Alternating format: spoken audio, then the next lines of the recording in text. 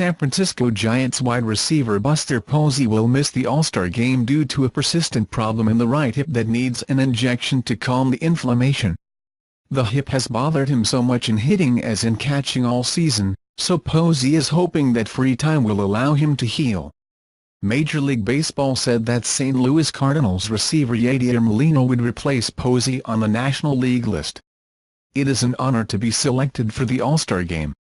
It's not something that's taken for granted and it's a decision I did not take lightly," Posey said after the Giants won 2-11 innings over the Cubs on Monday night.